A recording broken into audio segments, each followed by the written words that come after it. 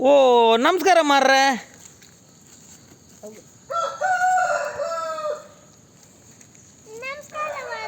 ಓ ಯಾರಂಗೆ ಗೊತ್ತಾಯಿಲ್ಲಲ್ಲ ಮಾರ್ರೆ, ನಿಮ್ಮ ಹೆಸರು ಎಂತದೆ? ಓ ಹೌದೇ, ಕಾಯಿ ಕೊಯ್ಯುದೆ ಮರ ಹತ್ತಿ?